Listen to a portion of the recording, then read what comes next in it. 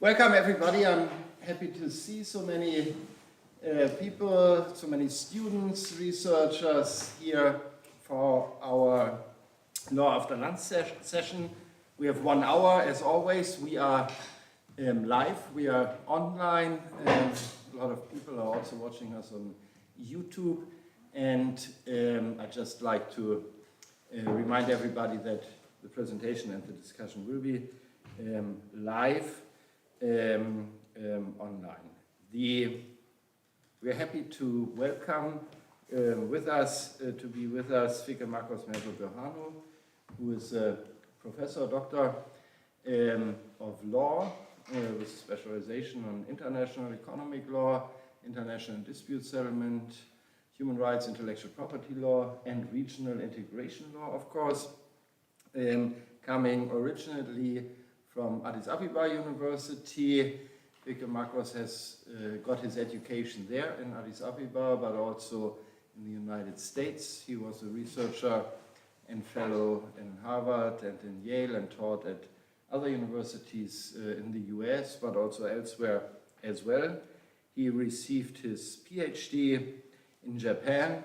He lectured several times for shorter and longer periods in Halle, and has thus, as everybody can see, a very globalized CV and expertise. Fikremarkos is working since a couple of years now with the Secretariat of the African Continental Free Trade Area, which is located in Accra in Ghana, and is bringing forward his expertise here with us.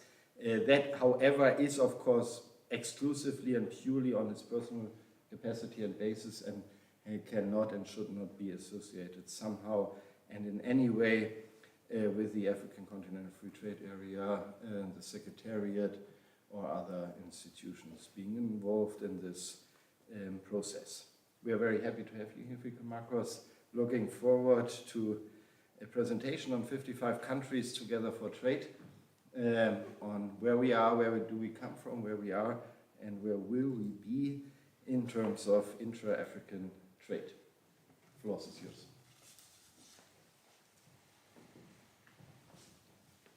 Thank you, Christian, for that generous introduction. And I would like to re-emphasize that I'm here in my own personal capacity, as I had the privilege to work to assist the establishment of the Africa Continental Free Trade Secretariat in Accra, Ghana for the last 2 years. But I'm here again just in my own personal capacity. Whatever I say is just my own opinion. It's not really the opinion of the Secretariat. I think I would like to emphasize that. So 55 countries for trade. It would be a very brief presentation so that we may have some time for questions and answer discussions. So I'll just give you a very brief introduction and background about the FCFTA and current status, what's happening now, and into the future. What would inter-Africa trade look like once the FCFTA is implemented, or what are the challenges ahead? Successes already, but there are also several challenges implementing this generous undertaking, as you can imagine. So when it comes to integration, Africa had a very known, long vision, in the sense that the political leaders clearly noted the importance of economic independence, not just political independence. Since the 1960s, they have had this vision of coupling political independence with economic independence, because citizens may not reap, the benefits of political independence in the absence of economic independence. There have been so many initiatives to promote Africa's economic integration using different approaches. At the beginning, relying on what are known as regional economic communities, RECs, as building blocks for continental integration. So the idea was to start with regional economic communities and then gradually come to continental integration using this as building blocks. That was the approach adopted so far, or until 1918, I would say. Not 2018, sorry for that. So as a result, we have different economic communities in Africa. Even today, ECOWAS, COMESA, SADC, others included that were considered to be the building blocks for continental integration. Now, when we look at this RECs, well, they were established independently of each other. They are different in terms of ambition and activities, and progresses have been mixed somehow. Some RECs have achieved significantly in terms of establishing integration within their communities. Others were not that successful. Now, the situation remains mixed somehow in the continent because not all of the RECs achieve the same objective expected from them until 2018. Now, since 2018, a different approach has been adopted in the continent. Now, Africa say that we need to move now from a regional perspective to continental perspective. This is a historical time. In March 2018, the FCFTA agreement was signed in Kigali, Rwanda. You can imagine the ambition of this agreement, the African Continental Free Trade Area. Its ambition is huge, and the ambition, at least the political ambition, can clearly be, derived from the fact that 54 of the 55 African countries signed it immediately, which clearly says that at least at the political level, countries are very much interested to look Africa, to see Africa integrated not just at the sub-regional level, but at the continental level. If you look at this initiative, which is very ambitious, as you can imagine, it is, of course, the largest trade agreement since the formation of the WTO, if you count the number of participating countries. So no other regional agreement involves 50-something countries. So other than the WTO's large number of participants, in terms of participating countries, is the largest trade agreement. Even the WTO, it's very difficult to compare it because the WTO, as you know, is not a free trade area anyway. So in terms of free trade area, I think this is the largest initiative ever. And you see, count these numbers. These are potentially 55 countries coming together, and 1.3 billion people involved here, and a combined GDP of $3.4 trillion would be involved in this initiative. It's like a huge initiative, so to speak. Now, some of the remarkable achievements. I think we can look at achievements from a different perspective. At this time, it's very difficult to look at the achievements on the ground, whether it makes a difference or not, because it's just the beginning. But we can just say a few things in relation to the negotiations. The pace of the negotiation was really very remarkable. So the main agreement establishing the FCFTA, together with the protocol on trading goods, trading services, and rules and procedure on settlement of disputes, were concluded in less than 3 years. Less than 3 years, 55 countries involved potentially, or 54 countries involved, the complexity of these issues. It was remarkable. And compare it with other negotiations elsewhere. It was really remarkable in such a short period of time, given the complexity, the diversity of countries in Africa. It was a remarkable achievement to have that adopted in less than 3 years. It was also remarkable in terms of the pace of ratification of this agreement. So the required signature for the FCFTA to enter into force was 22 countries, which was achieved in just 1 year after the signature. In just 1 year, the threshold was achieved, and it became, operative. It entered into force without any problem in just 1 year after the signature. I'm not sure if there is any trade deal that achieved such, at least at the political level. There seems to be a huge interest to put this into reality. And another remarkable ambition, which is the ambition of the FCFTA itself, is very remarkable. We'll see if that's practicable or not is a different question. The ambition relates to, the various issues included in the FCFTA agreement.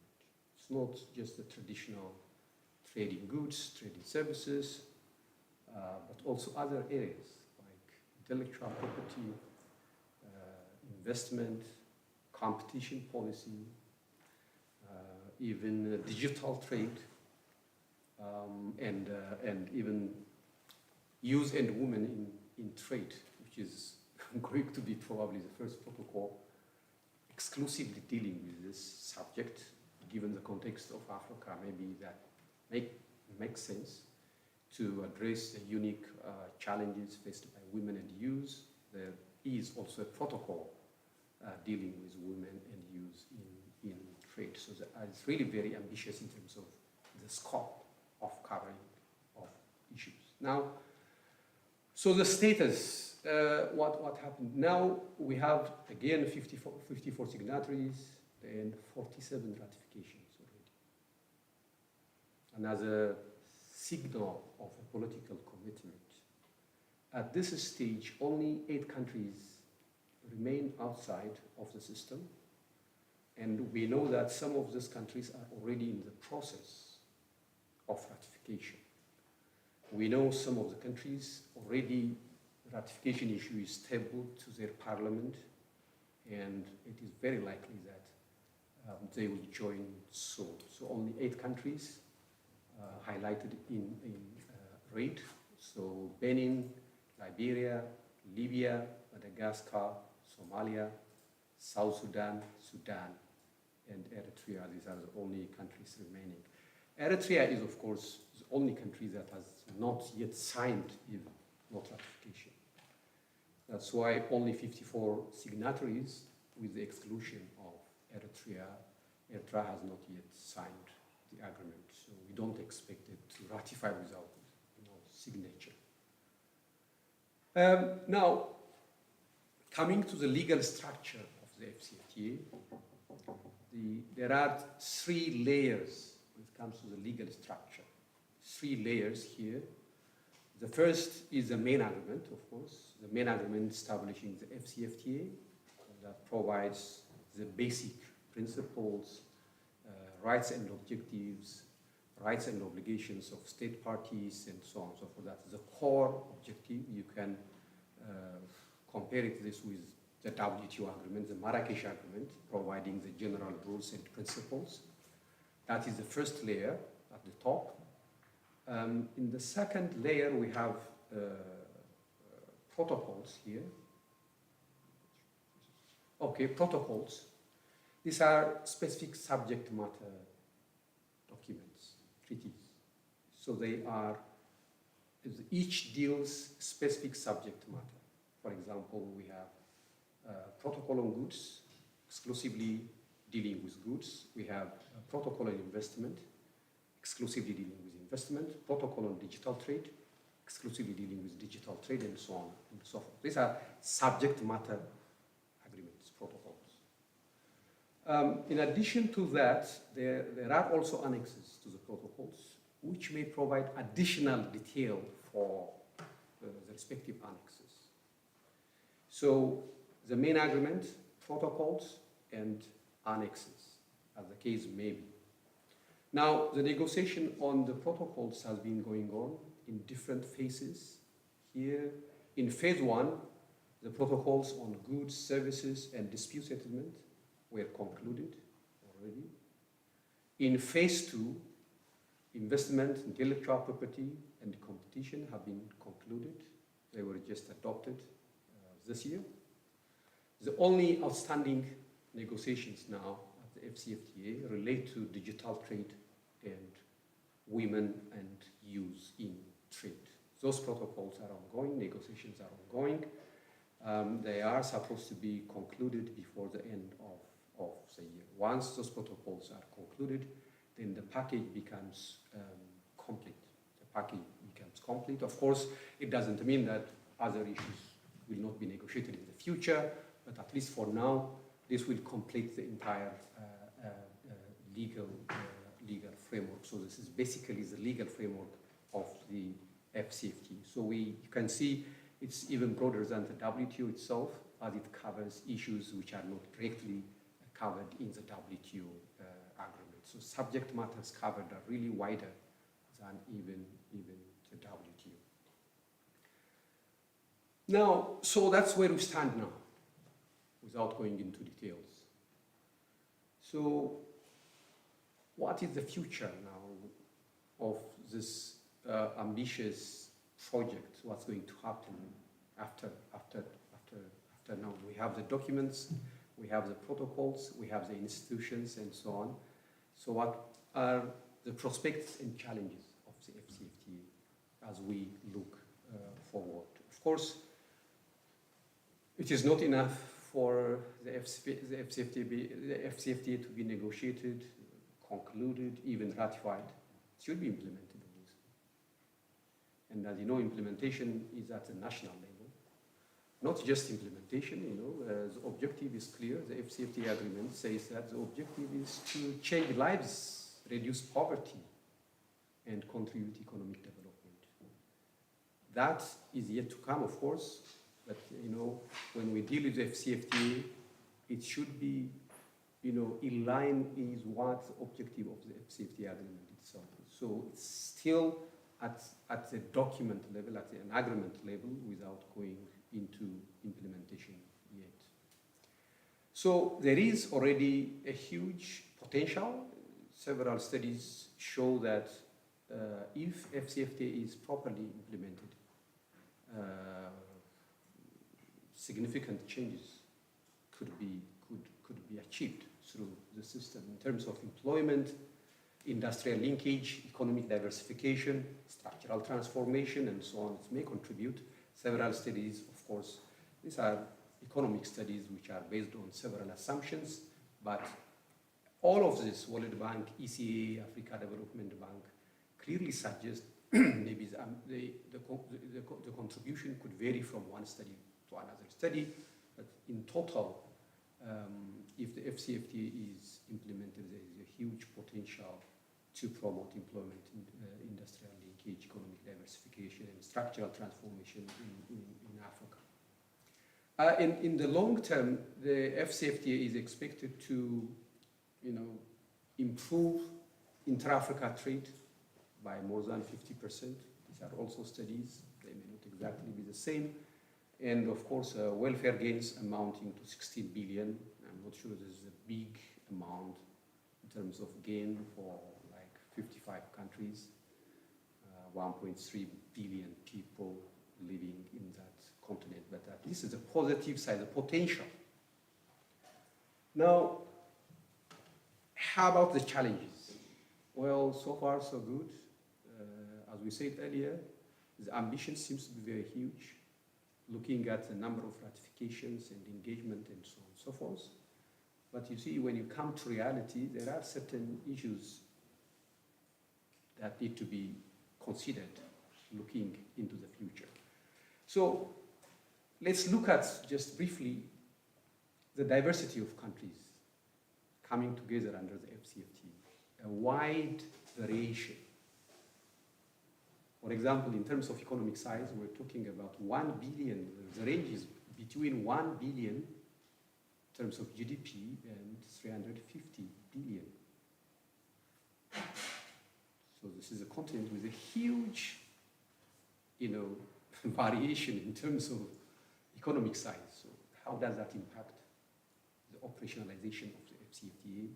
A very small country with 1 billion GDP and a very big country with 350 billion GDP. That's another, of course, potential challenge.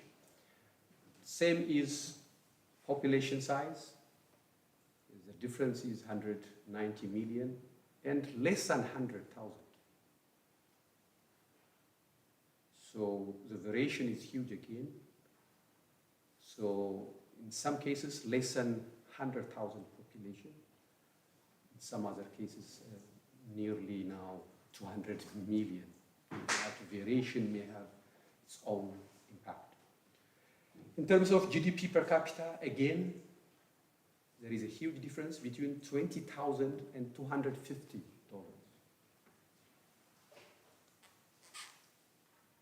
You see, people think that, more advanced countries like South Africa, Egypt are having the largest GDP, but largest GDP goes to Equatorial Guinea. I don't know if you know this country at all. This Equatorial Guinea, rich in, obviously what? Yes, minerals and crude oil. And the population is quite small. So this is the difference. So on one side, we have $20,000 in terms of per capita, and in some other cases, just 250. So that's really huge gap here. And this is also a continent where you have like 15 landlocked countries and 6 small island developing countries. So how does that impact the operation of the FCFTA? And 70% of the world's least developed countries are in Africa. The UN list of least developed countries, I think there are 49 or something like that now. Out of that number, 70% of the least developed countries are in Africa. And therefore, you see, how will this impact the effective implementation of the FCFTA remains unclear at this stage. Another critical issue is, the fact that today intra-Africa trade is quite limited. In fact, the continent trade more with outside Africa than inside Africa. So Africa trades more with the outside world. So will the FCFTA change this scenario? Just as an example here. So this is, just use regional economic communities here. So how much trade is taking place within the RICS, the regional economic communities? How much trade is taking place within Africa? And then how much trade is taking place with the rest of the world? This is with regard to export of African countries. So this picture clearly says that trade is not taking place in the regional economic communities themselves or within Africa. So as you can see, most of these regional economic communities export by far more to the European Union than Africa, obviously. Or they export more to the European Union than they do within the regional economic communities. In other words, most of African countries trade with the outside world. Here, the European Union is obviously the largest export destination. Now, the same, very similar to import. In terms of import, very similar pattern. If you look at the column, the Africa column, very small. So 5%, 3%, 2%, 6%. Even within the intra-Africa column, you see that the number is small. So now the AU, and then now gradually China is also becoming another trading partner for Africa. Now, given this pattern of import and export of African countries, there are different explanations for this. Why is Africa trading more with EU than African countries themselves? There are obviously reasons for that, but now the question is, will the FCFTA change this pattern? How? Is there any potential for the FCFTA to significantly change this pattern? Because the objective is to promote intra-Africa trade. And will this be successful? Is really a serious question now. Because there are different reasons why Africans are trading with EU, US, China, and so on.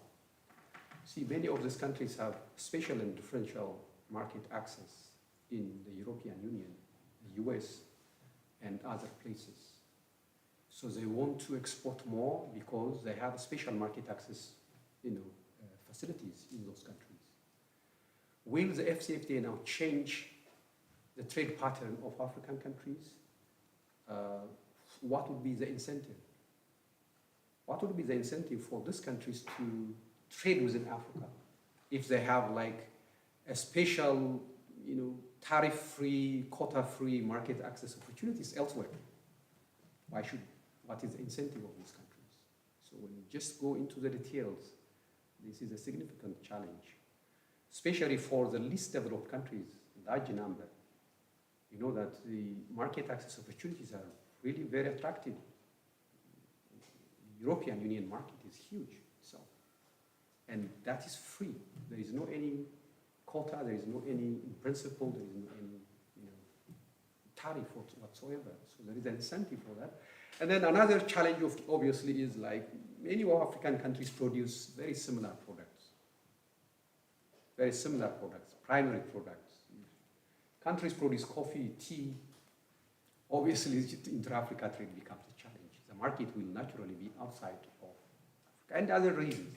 So I think a significant challenge beyond the success stories in terms of ratification, in terms of signature, and so on and so forth. I think the serious challenge we have now is how would FCFTA change the situation? I think that's really the most important question. Otherwise, you may have something on paper, you may negotiate, you may ratify, and so on and so forth. Every country then would say, well, what's the benefit of exporting? And Africa has its own challenges internally, even infrastructure and so on, transportation and so on. It's quite complex issue. So why should Africa trade with itself, not with the European Union or the US and so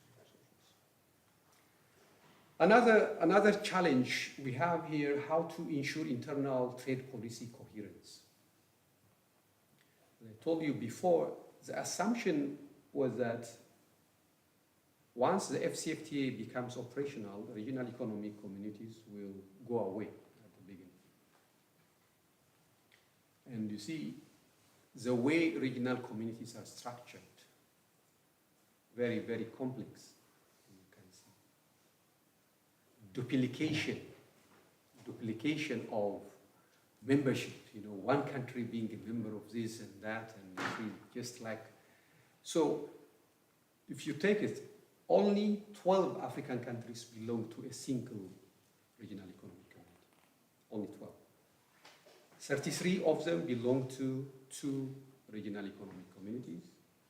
8 of them to 3 regional economic communities, and 1 to 4 regional economic communities, one country. So obviously there is a duplication. Now, the expectation again was that when FCFTA comes into force, then this issue would be addressed. In fact, one of the objectives of the FCFTA, as stated in the FCFTA agreement, is to resolve the challenges of multiple and overlapping membership and expedites regional and continental integration process. But the outcome seems to be a little bit different.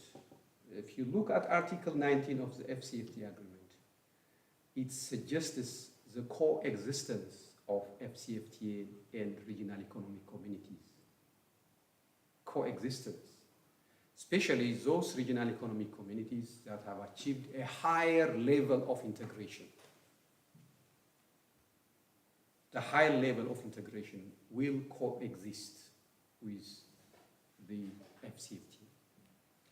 So it means Africa, despite the signing of the FCFTA, Africa has not yet achieved a continental internal coherent trade policy, because still REX will continue. It's only when the FCFTA becomes a single market. By the way, the ambition of FCFTA is to create a single market. When it creates a single market, that this issue of overlapping, duplication, and so on and so forth would be resolved. But for now, this will continue. Fragmentation will continue, even with the FCFTA, which is an unfortunate situation now. How about external trade policy coherence? So now we have the FCFTA that governs, trade relation among African countries. Are African countries, trying to not to enter an agreement with other third parties? So that's the question. Are they concluding still free trade areas with third parties, or are they trying to make some kind of restraint? Otherwise, what is the objective? If you look current practices of African countries, they seem to continue concluding free trade areas with third countries, other countries. That means FCFTA is likely to promote external trade policy of African countries. For example, the SACU-UK free trade area has been concluded. As you know, recently, even 2 weeks ago, Kenya concluded a free trade deal with European Union, which was all over the news anyway. So the idea is, yes, countries continue to do trade agreements with other countries, third countries. Although the implication of that could be a little bit challenging, they seem to be continuously looking for third-party agreements or agreements with third countries. Not only that, African LDCs seems to be still interested to maintain their privileged relation with third countries like the European Union, the US, and other countries. Now, if this is not really addressed, then the benefit of FCFTA becomes really questionable. You see, of course, we understand there is a conflict, a trade-off between long-term objectives of pursuing public policy or trade policy coherence, and the short-term objective of preserving preferential market access. So the conflict is how to deal with this conflict. In some countries, for some countries, there is this conflict, yes. You see, trade policy coherence is a long-term objective. In the short term, these countries individually significantly benefit from preferential trade deals with third countries. will these countries be willing to limit or abandon their preferential trade arrangements and agreements in favor of FCFTA? That is another question that continues to be lingering. But from the practice, what we see even today, you see Kenya is a strong advocate of FCFTA, we know that, but at the same time it continues to enter into bilateral trade deals with other third countries. So what does it mean for Africa or the FCFTA? If this continues, if this trend continues, what would be the implication on the FCFTA implementation? Another important challenge. Okay, now again another important consideration, effective implementation of the FCFTA. That's another challenge.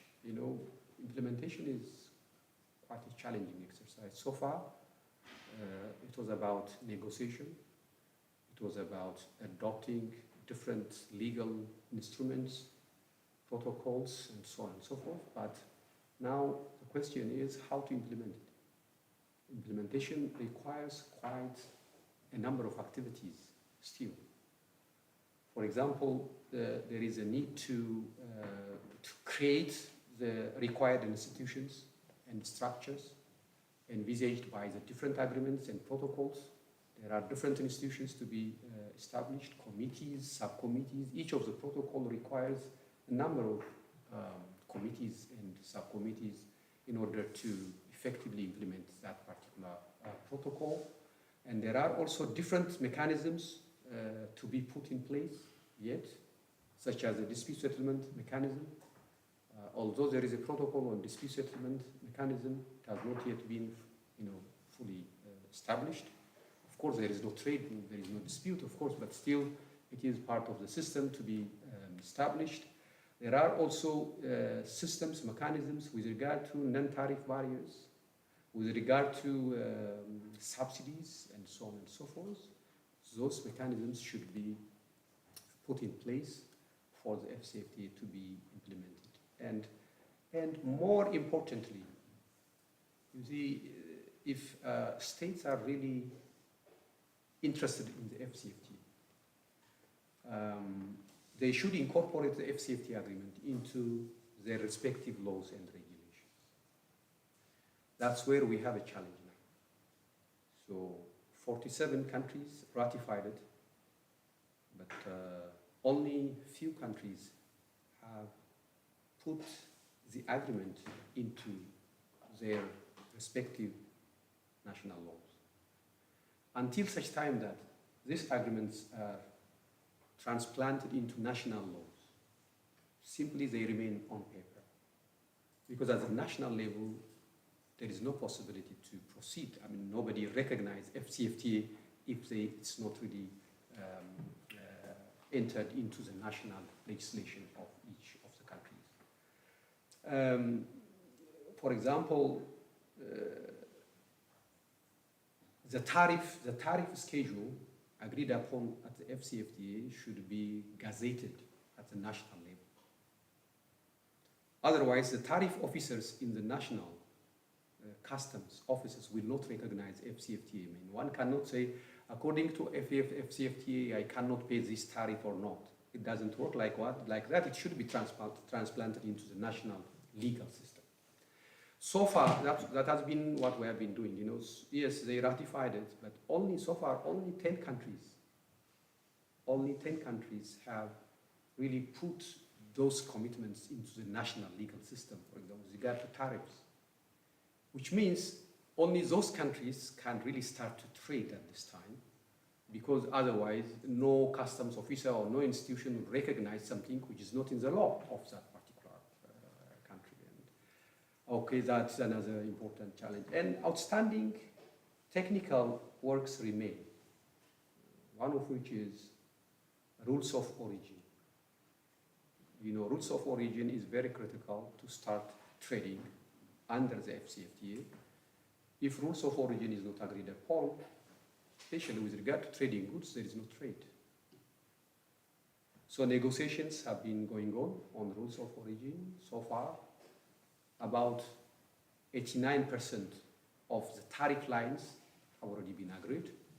but the remaining is still ongoing. Negotiations will continue, and therefore that technical work should also be completed in order to have real trade under the FCFTA. So in conclusion, just to give you time for questions and maybe any other opinion or certainly the FCFTA is a very ambitious integration project. It's a very ambitious, so to speak. There is no problem being ambitious. You know, that's okay. The continental road to integration has just started. I think what we have now is a good legal foundation. With the FCFTA and protocols and others, we have, what I can say at this time is we have a very good legal foundation. But implementation has not yet started, so to speak. As I speak, there is no trade taking place through the FCFTA system yet. And the Secretariat has been trying to encourage trade through what is called a guided trade initiative, you know, just trying to encourage some countries to use FCFTA to trade, but that's just a voluntary process. So in reality, trade has not yet started. It should have started in 2020, according to the decision, but it has not yet started. So trade is not taking place. So that's why I said what we can say at this time is just to have a good foundation, legal foundation, institutional foundation, but trade is not really taking place. So a number of significant challenges ahead, obviously, given the reality and the differences and variation of countries and so on and so forth, the challenges in terms of implementation. And when we talk about implementation, we should also look at it from a broader perspective. In the context of Africa, for example, issue of infrastructure. If infrastructure becomes a challenge, you can't even trade with your neighbor. By the way, it could be cheaper to transport something to Europe than to Africa. In many cases, that's the case. From East Africa to West Africa, very expensive. It's better to, even passenger flights are more expensive. It's cheaper to come to Europe than to Africa. So why should a business person, you know, struggle with, you know, huge costs involved in terms of infrastructure? There is no sufficient infrastructure, and so the benefit of FCFTA would be quite limited until Africa also addresses the broader infrastructural issues. And the limited macroeconomic convergence issues, because it also depends on financial policy, monetary policy of the countries, and other policies also impact intra-Africa trade. And until such time that at least in some key areas macroeconomic convergence is achieved, you know, intra-Africa trade will continue to be a challenge. And peace and security, of course. You frequently hear problems of peace and security in many parts of Africa.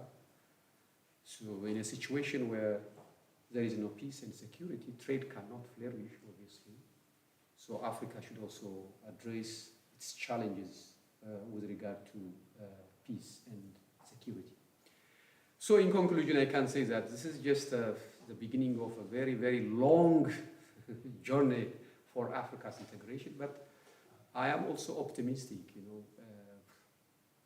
Everybody starts with uncertainties. So how did European integration started? Like 60 years ago. It's not something that has been achieved in 5 years, 10 years. It took like more than 6 decades to reach this point. I think Africa should also start from somewhere. We struggle, we will struggle, obviously. We should struggle.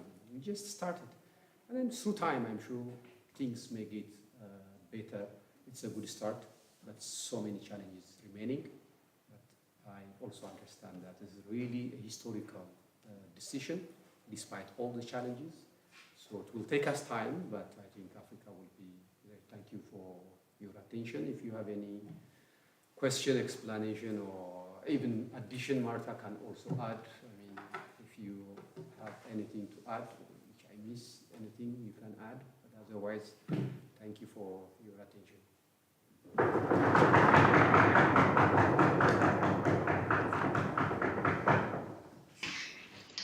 Thank you very much. Questions, please. Thank you. Thank you for your presentation. It was very interesting. I was thinking about your point that you talked about the regional economic communities, and that, for example, Kenya is rather doing bilateral agreement with the European Union instead of working on the AFCFTA. But I was asking myself if the AFCFTA is even able to enter as an institution itself into bilateral agreements with the European Union, or if this isn't even possible right now. Could you elaborate on that? Very interesting question, but yes, but unfortunately it doesn't have that capacity in its agreement. There is no any possibility envisaged at this stage. Maybe it's because of the level of integration. Because it's just a free trade area. It's not like a customs union, for example. If it's a customs union, it means it will deal not only internal trade policy, but also external trade policy. So I think we have to wait until such time that the FCFTA becomes not just a free trade area, but a customs union. That's the objective of the FCFTA. In fact, in the future, which we don't know, the idea is to become a common market, in which case the entire continent will have a common external trade policy. Kenya cannot have a separate trade policy at that time, but now it's a free trade area, and that's why many countries are, still continuing to conclude bilateral trade agreements. Thank you very much. Yes, my question, thank you first of all for your excellent presentation, so interesting. My question relates to the matter of dispute settlement. As I understand, we have dispute settlement mechanism under the AFCFTA, but also we have a number of courts within the regional economic communities. How will these courts and the dispute settlement mechanism relate to each other? Another interesting question. Yes,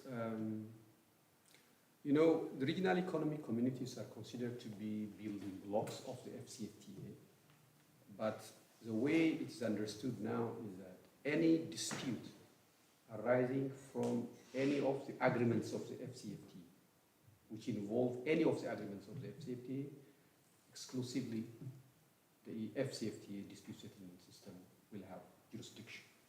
So if there is a dispute, for example, with regard to trading goods of the protocol, or trading services, or any investment, and so on, as long as it involves a protocol or any legal instrument of the FCFTA, then the FCFTA dispute settlement will have jurisdiction.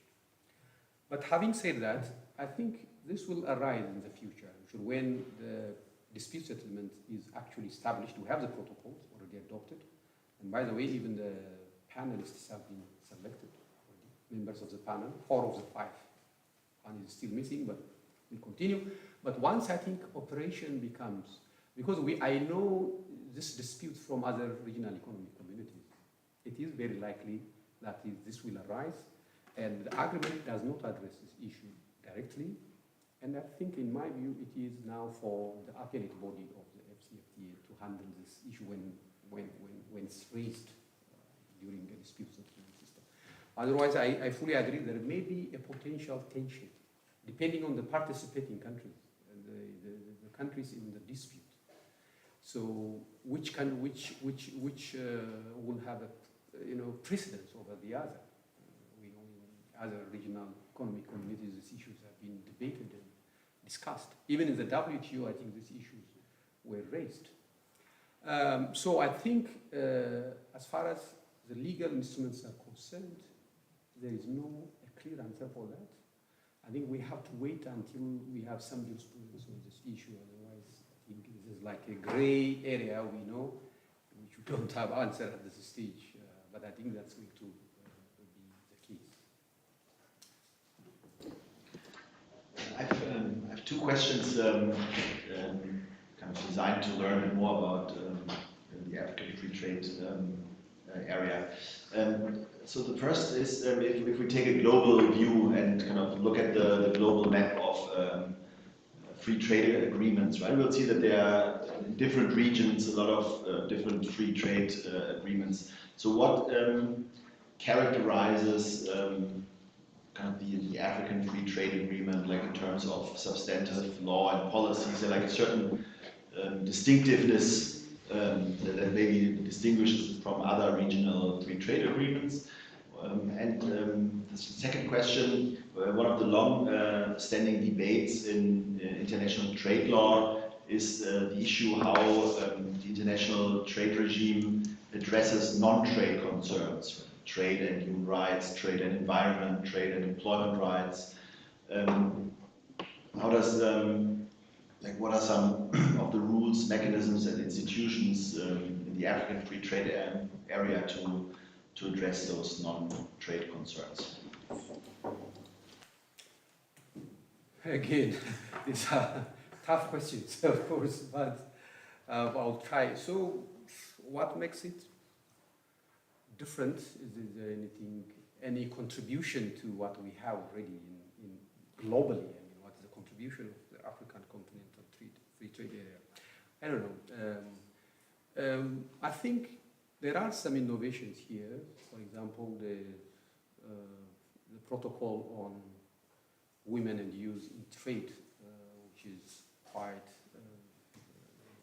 interesting from a perspective of regional trade integration. I mean, a separate protocol within a trade agreement dealing with women and youth. I'm not sure if this is really available in any other. You see, in some cases, yes, some agreements may just say some provisions about women and youth and so on, but a protocol its own with details. I think that's a very important contribution, I would say.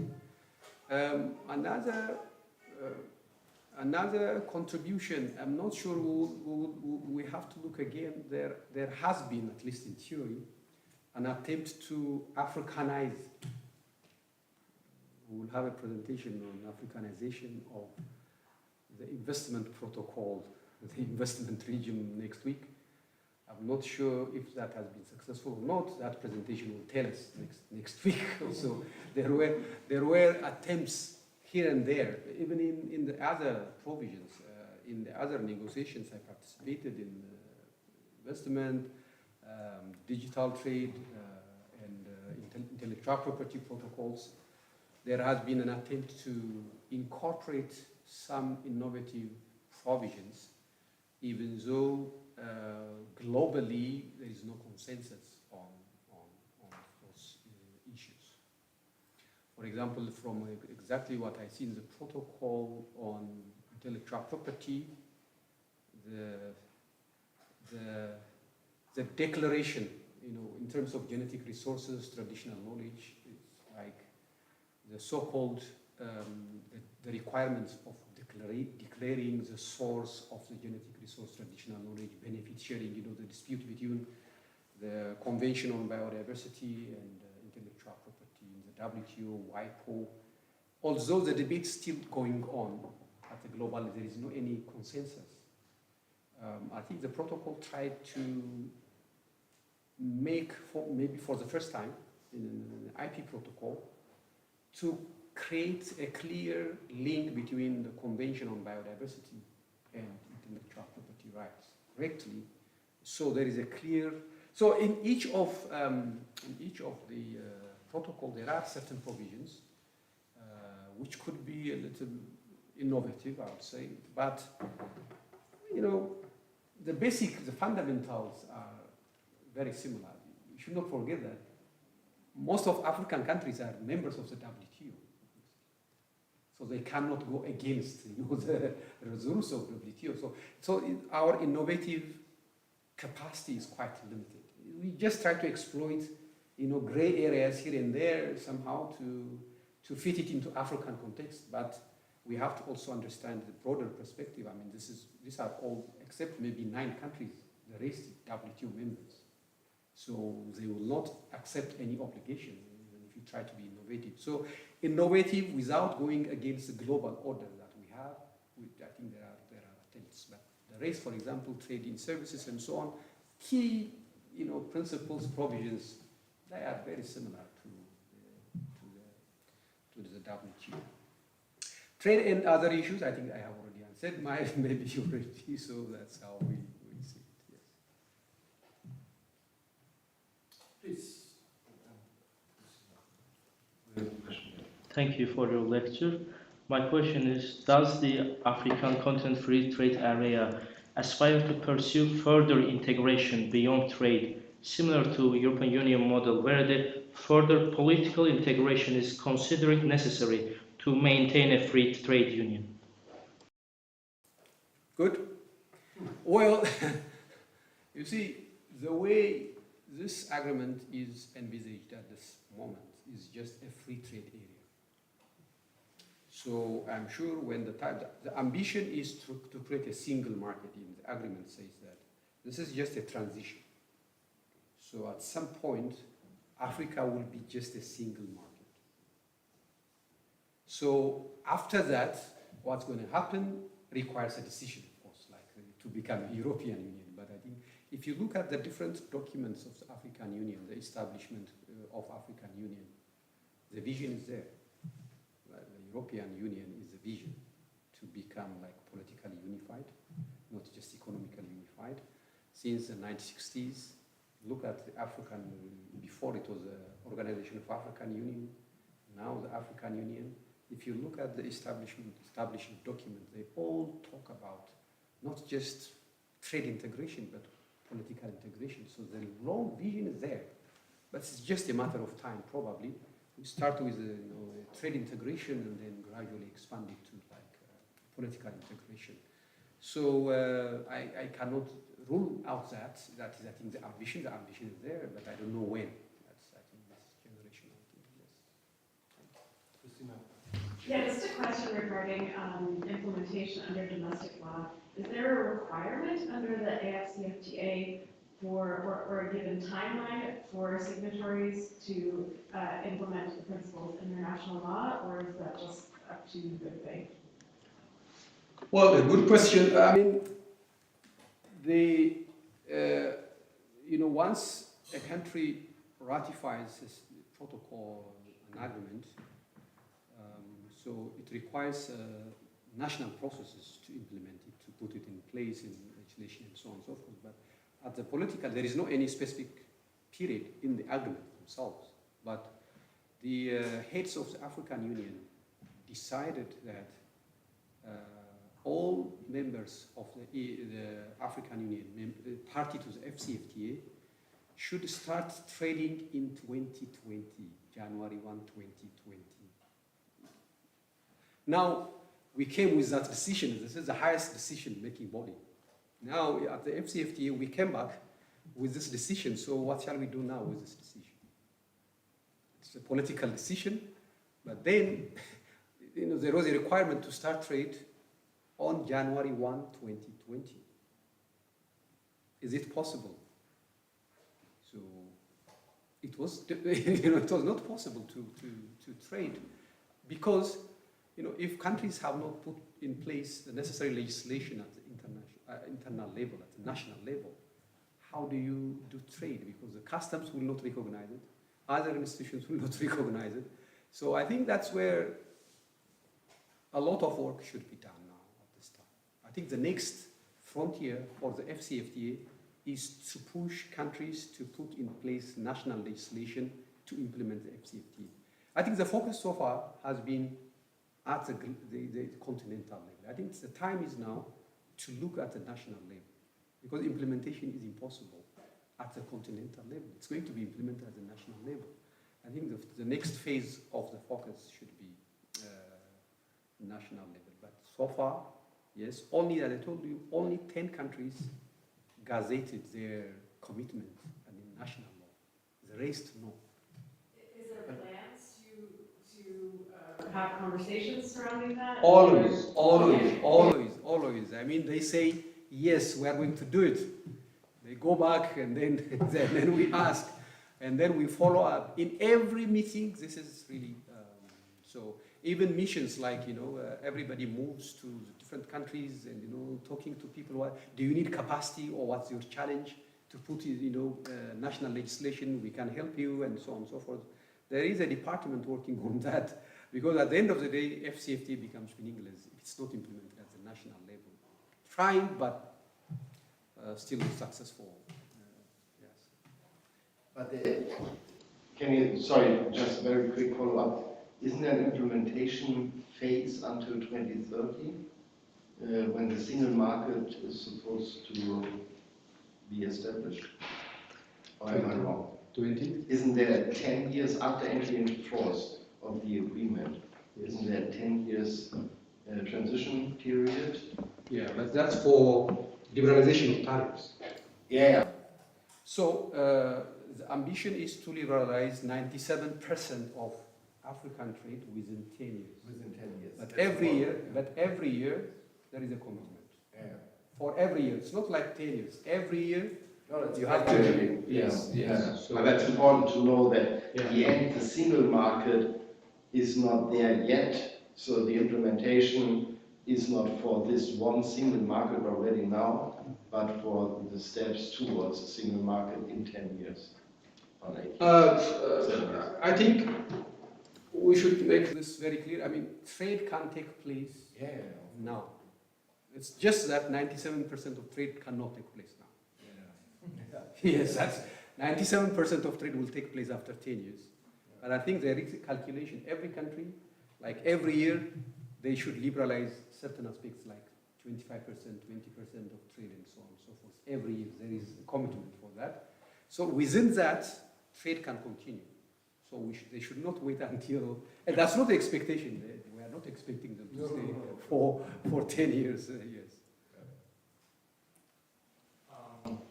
First of all, thank you.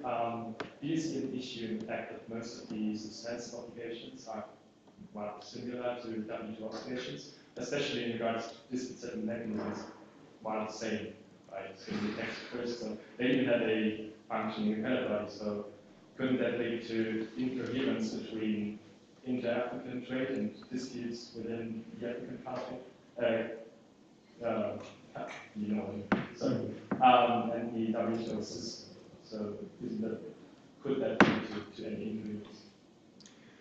I think it's, well, for some people it's unfortunate that the African continental free trade area duplicates almost entirely, a little bit difference here and there, but almost entirely the dispute settlement system of the WTO.